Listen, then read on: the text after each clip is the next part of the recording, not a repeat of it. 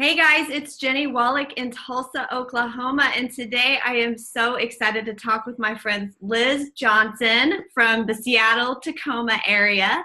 And, my greatest joy is getting to meet so many great agents across the country through our real estate professional networks that we have. And my true passion is empowering agents and allowing all of us to see that we have the same potential, the same time, the same ability to have a big, awesome life. So today we're going to share some of Liz's success secrets. Hi, Liz. Hi. Nice to be here. Happy to be here. Yay.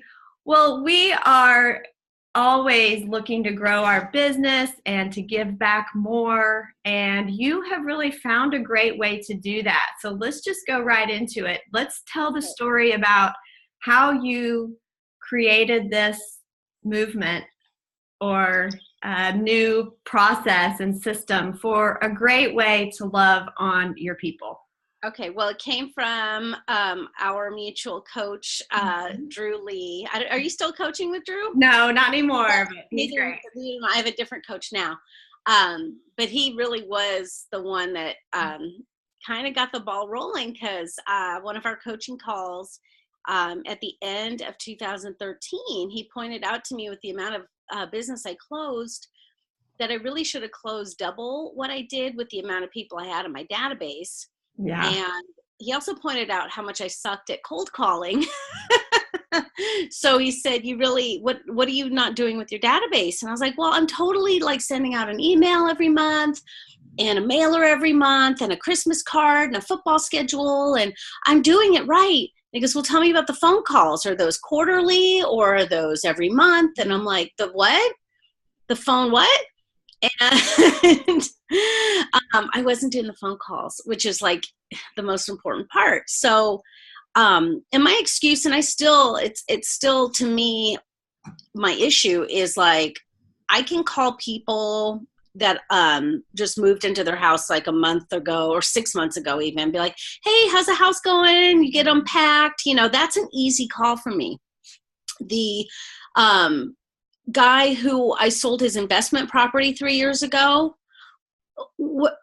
I struggle with like, hey, like, do you have any referrals for me? Like, I hate it. So I had to come up with a way to be able to make calls. And so a friend of mine and competitor and colleague told me about his program. I mentioned him in the book, Jeremy. His was a little more complicated and he had a way bigger budget than me.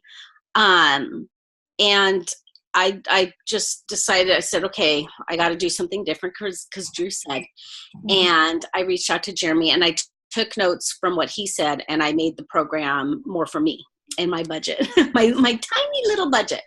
So I had Vulcan 7 at the time, paying $300 a month because I was cold calling, not doing a great job, but doing it. And then I took that 300 and put it into my MVP program, which I wrote the book on Perk Your Sphere. So that makes it easy to call. Like our November giveaway is date night. So it's a mini event. There'll probably be maybe between 15 and 20 couples that'll show for drinks and movie tickets. And to me, that's easy to say, hey, Mike, sold you a house like 2 years ago, but hey, Mike, did you get the email about our MVP event this month? Do you want to come? Can I count you and Jennie in? That kind of thing. So, okay, time out. You got to back up. If people have not read your book yet, Let's just give an overview of the system and then some of the steps within it. Okay.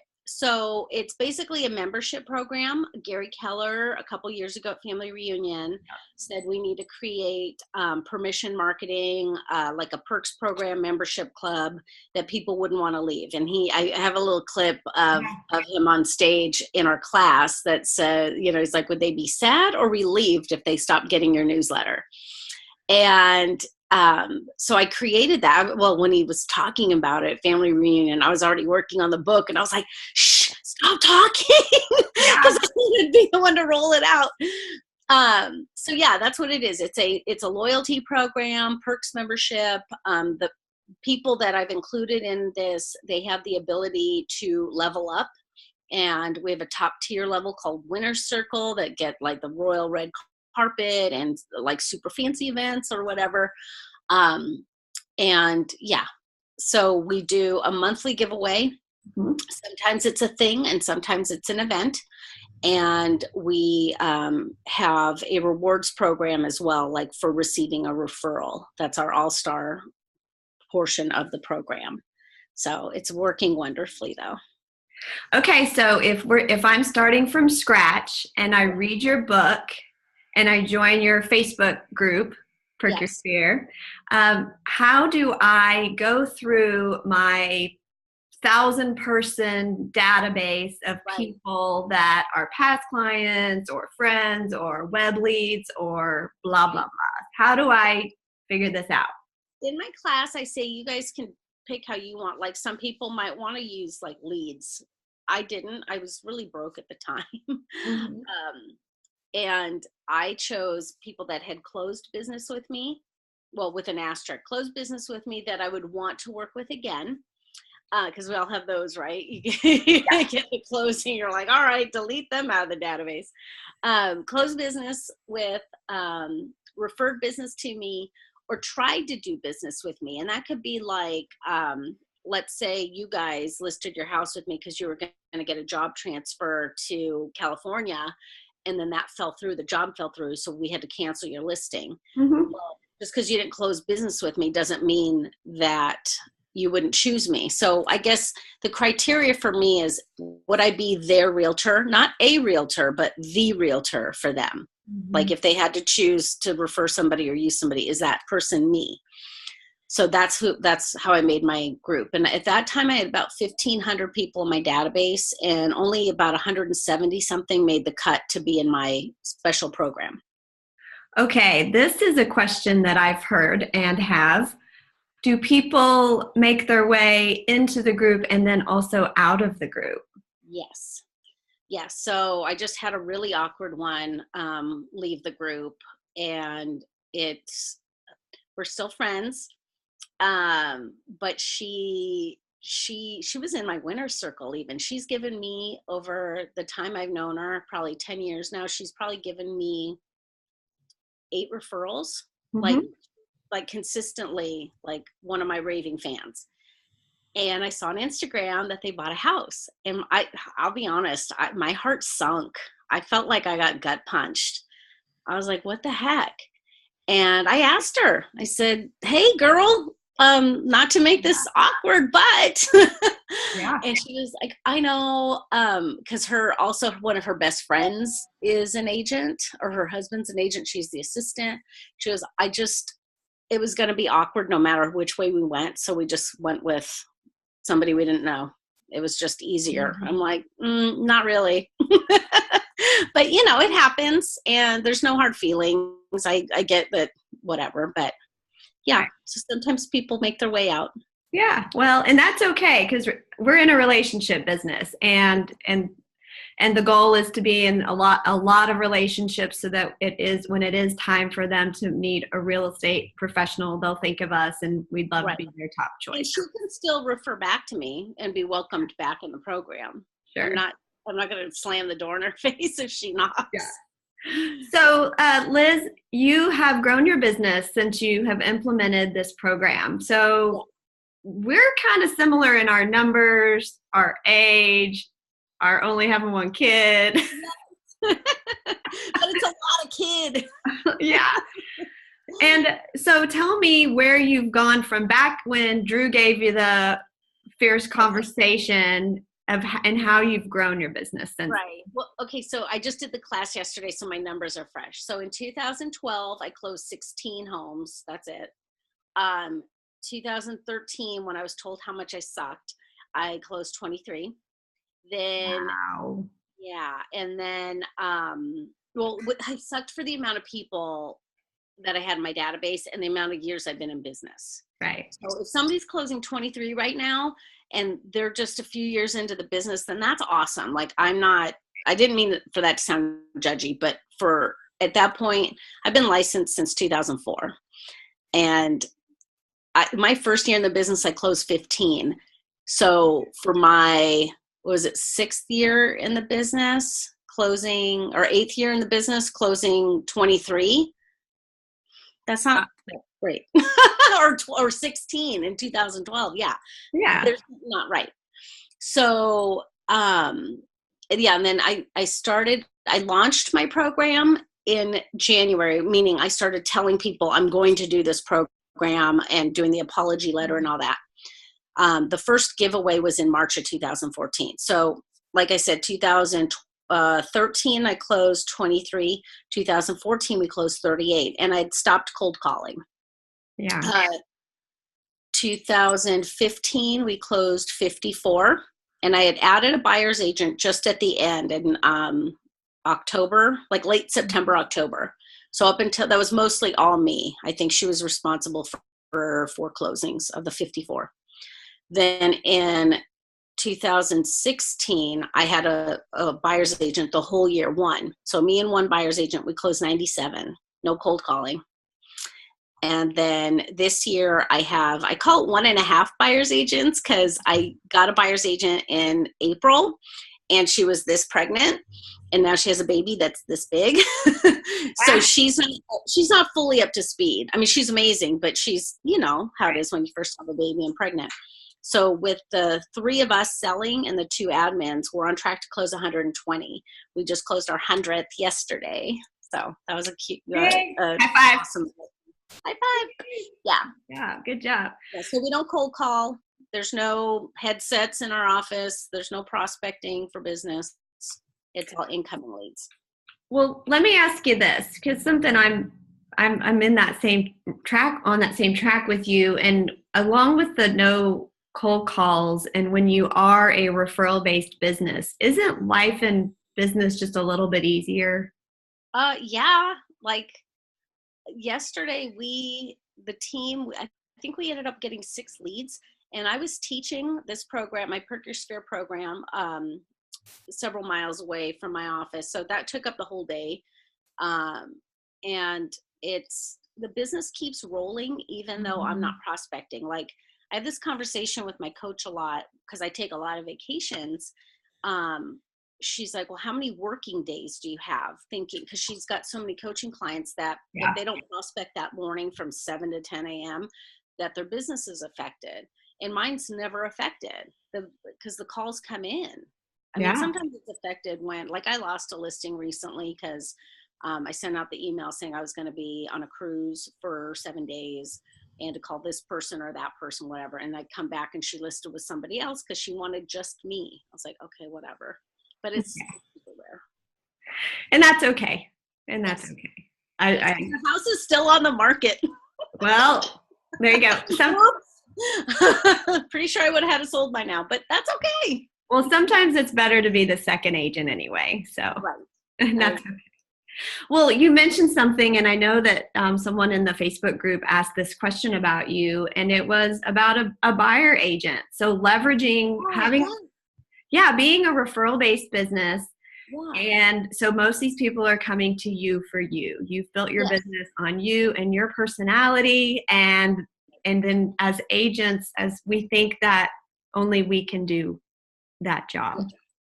How freeing is it to? It's super freeing. And it's still, I won't try to pretend that every now and then that drunk monkey doesn't show up. And I think like, oh God, but as time has gone on, I find that they actually prefer my buyer's agents. I'm not that good at that. You know what I mean? I'm willing to admit that I am not an amazing buyer's agent. I don't have a lot of patience, and if I show somebody a phenomenal house and they're like, I don't know, I want to like slap and be like, what's wrong with you? Right. Yeah. Can't do that. That's frowned upon. So, it's not really a problem, but what we normally do is, like, let's say you self-refer. You're like, hey, Liz, I'm ready to buy a house. I'm like, that's awesome, Jenny. Let's get the process started. And I want you to keep in mind, though, I might not always be the one showing you houses. Is that cool? Because here's the thing. I don't want you to miss out on your dream home just because I'm like going to be out of town that day, or I've got other appointments. And, that makes sense, right? Like, oh yeah. So I say, so Ashley or Leslie might be the one showing you a house. You can have them write it up, or you can have me write it up. It doesn't matter, whoever you're most comfortable with. But I won't always be showing the homes. And nobody's ever complained about it. Sometimes when I think it might be a little sketchy that way, I'll show up to the buyer consult with the other agent, with the buyer's agent that is going to be assigned that person. And then it's easier to do the handoff. And we just say it's a team effort. We kind of round robin the showings for whoever's available, because we're all busy, and, we don't want you to miss out on the house just because we have other appointments. And so nobody's bitched. Yeah, so really shifting it back to it's about the client and what's best for them. Because at the end of the day, we may not be available to be the best for them. And our buyer agents are out in the field daily, and they know the inventory. Yeah, because I'm not going to cancel a listing appointment because somebody wants to go see houses that afternoon. Yeah, that's not happening. You know what I mean? Well, we need the listings to help bring in more buyers. They all go together. Yeah. Yeah, now I'll reschedule my nail appointment or a hair appointment, but I'm not going to reschedule a listing appointment just because a buyer wants to see a house. I don't tell the client that, though. Well, of course. So let me ask you this, Liz. Family is super important, and travel is super important. I see that you're a Disney World lover as well. Yeah, and Disney geeks. Yeah, and so how would you and what would you recommend? Now, working dads are amazing and fabulous. We love all our realtor dads. At the same time, being a working mom with young kids can be a little bit different. So I know that lots of moms out there struggle with the work business, the work-life balance of being the best mom and being the best realtor and professional to our clients as well. Right. What's your advice to them on the balance or counterbalance? Yeah, it's not balance, it's counterbalance. It's well, if you remember, I was a single mom for basically since my son was 6 months old to about 5 years old. Then me and his dad got back together, and we've been back together for 4 years now, and it's working beautifully. But I had to learn, because money was tight, and I didn't have the option to not work so hard. So I had to work, and I had to get him invested in my goal. So, anytime he'd be like, no, I don't want to go show a house, because I would drag him with me sometimes. I'd say, you like Disneyland, right? Okay, then let's go. And I also would tie him into the goal. Like every closing we had, I'd let him go to Target and pick like a $10 gift. So he'd be like, when's our next closing? And wow. And that backfired on me one day, which was a funny story when he found out our next closing wasn't for over 30 days, and he lectured me about picking up the phone. Love that. Yeah, but as it is now, like I've always been a quality time over quantity time. So even when he was a little toddler, I called it 2 shifts. I had day shift when he was like at daycare or whatever, or preschool and stuff. And then I had swing shifts. So when I picked him up at like 4 p.m., 4:30 p.m., we'd have our playtime, dinner time, bath time, and read him a story. I put him down to bed at 7:30. And then I'd go hit the computer and do the market analysis for so-and-so and run the stats and do some blogging. And I worked till 11 or midnight. So that's that counterbalance. But all that hard work I did then has made my life very freeing now. Because building that foundation then is what is supporting what we're doing now. And then like now, my husband, bless his heart, I love him. He's in the next room because he's homesick today with a hurt shoulder. He's a manly man. He's amazing in many ways. He trips the circuit breaker back for me when I trip it. He does that kind of stuff, but he can't boil water. He doesn't, if I send him to the grocery store with a list, he comes back with the most bizarre items like that we've never had in the house. Like I'll say, we need bread, and he'll come back with Wonder Bread. I'm like, when have I ever bought Wonder Bread? We've never had it in this house.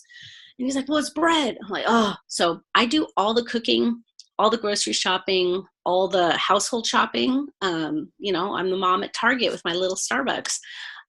So I'm responsible for all that.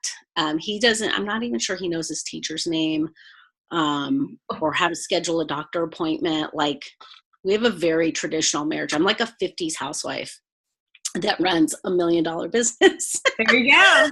Yeah. So it's about balance. Like, our son just finished his football season, and Josh went to most of his practices just because, I was home cooking, or still out working sometimes. So we make it work, Yeah. Yeah. Well, that's amazing, and I'm happy for you. So let's get to the wrap up. How can people get in touch with you if they have a referral for you in your area? Yeah. Well, our website is lizkeepsitreal.com. They can call me at 253-670-0357. My email address is really easy. It's liz@lizkeepsitreal. Mm-hmm.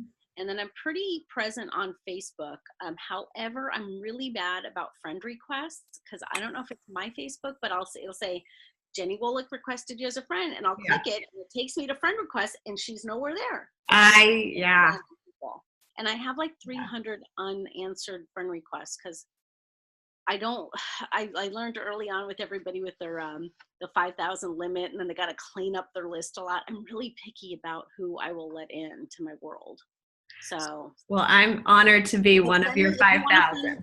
Send me a message too, so I know that you're not some weirdo that wants to sell me like Beachbody supplements, or, well, I guess that's not a weirdo, but you know what I'm saying. Like, I don't need another MLM in my life.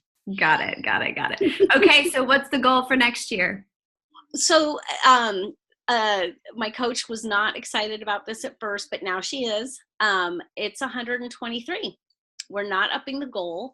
We grew so fast, so quickly, that I feel personally that it's been messy. When I've told people, they're like, no, it's been amazing. You're like the most organized person. I'm like, it's kind of like your house. Like, yeah, my living room's all squared away, but don't go in my bedroom. There's clothes all over the floor, The closet. Yeah. And it's like, for instance, our photo shoot event, this one lady said, I want the 12 to 1 slot. I said, great. See you then. Excited to see you guys. We sent a reminder email out. And then the day of, I'm like, where is she? It was like 1:30. I go, are you guys coming? She goes, oh, I didn't ever hear back from you. I thought we missed out on it. And I was like, oh, because sometimes email goes to spam, and shame on me for not calling. But it's been so busy. We had intentions of calling everybody to remind them, but as it was getting closer, we were so slammed. I'm like, Andy, just send out an email. Just remind everybody via email. Like, because that was like one click, add these names, click. And that's what I don't want to happen next year. So we feel like if we perfect the customer experience and just tighten everything down, that, because 123 is still awesome. It's a lot of money. That in 2019 will be even more gravy. You know what's going to happen. What? You know what's going to happen. You're going to have a year of perfecting your systems. You've been in the habit of selling 120 homes in a year. You're going to exceed that goal. And that's fine. But I don't want to set a goal, because we set a goal. So we did 97 last year. The goal was 100. We set a goal this year to do 150, because I was going to add another agent. And we fell super short on that. Because the first agent I hired in January, he never set an appointment for the first 7 weeks. So not did he not close anything, he never set an appointment. So he had to go. And then I was like, you know what? I don't need another person to take care of. And then Ashley came along, all big and pregnant, saying, can I be on your team? And she does a good amount of business all by herself. So I'm like, okay. So we readjusted the goal basically to 120, and it looks like we're going to hit it. But I don't want an unrealistic goal and constantly feel like we're chasing and taking listings we don't want to take, or taking on buyers we don't really like. I'd rather focus on the price point and the quality of the person and the experience that the person is going to have, so that we don't have any clients that won't be repeat. Because like this year, we've pissed off a few people.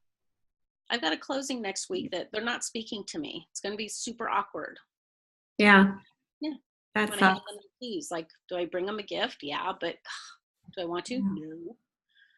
Unfortunately, that happens, and we just can learn from those and move I know, but I want less of that next year. Yeah. So we're not upping the goal next year. We're just upping the experience. Well, I am so excited to get to share goal, though? with you. And what'd you say? What's your goal? 170. Well, we'll talk about that offline. Okay. I'm excited that you got to share with us. I'll put this out there in the world, and we can get more conversation going around it. And if you guys need anything from me, I'm Jennie Wolek in Tulsa, Oklahoma. My number is 918-706-9845. Have a great day. Bye. Bye. Thank you.